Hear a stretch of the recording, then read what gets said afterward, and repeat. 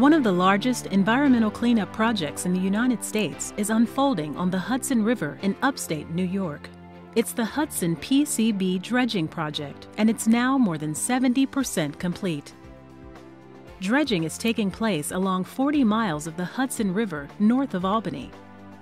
Crews dredge 24 hours a day, 6 days a week, for 6 months of the year.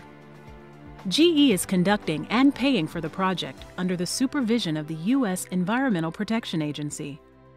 Senior EPA officials have commended GE's performance as a national model and commended GE's work as extraordinary. The Upper Hudson is a fast-flowing river. Homes line the shore, and recreational activity continues in the river alongside the 80 or so vessels needed for dredging. The weather changes on a moment's notice, so dredging poses unprecedented engineering and logistical challenges every single day. To do the work, GE assembled a world-class team of environmental engineers and dredging experts to be sure the dredging is performed as safely and effectively as possible, all the while adhering to strict standards set by the EPA and minimizing the impact on the people who live along the river. Long before the first bucket of sediment was removed from the river, the Hudson cleanup began with work on land. Over the last 40 years, GE has conducted major cleanups of the 2 plants where PCBs were once used in electrical equipment. The goal has been to ensure that PCBs on and near the plant sites don't reach the river. The New York Department of Environmental Conservation has overseen all of GE's work on land and has characterized it as tremendous.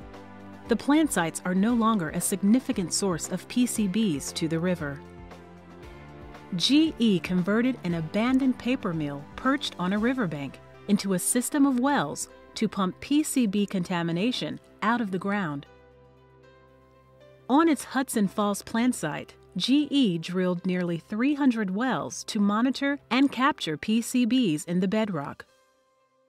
To install the wells, GE brought in air support, a large helicopter to lift a 5,000-pound drill rig into place on the dried-out riverbed.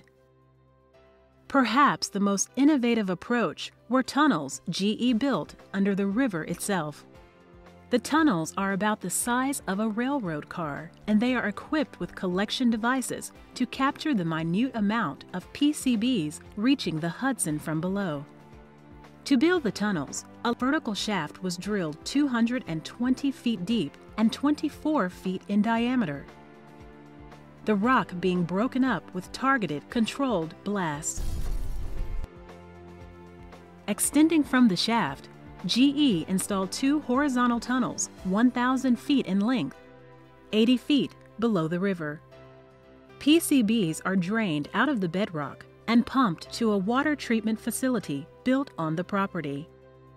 At its Fort Edward plant, GE installed and maintains a network of underground wells that collect groundwater for treatment. The system has shrunk a plume of contaminated groundwater by 50%. Surface soils containing PCBs have been removed, as has a former discharge pipe on the banks of the Hudson. GE's work is making a difference in the Upper Hudson. Over the last 40 years, GE has conducted comprehensive, systematic, and effective environmental cleanups with the oversight and approval of federal and state regulatory agencies. Our work is not done, but day in, day out, progress is being made as GE continues to meet all of its environmental commitments.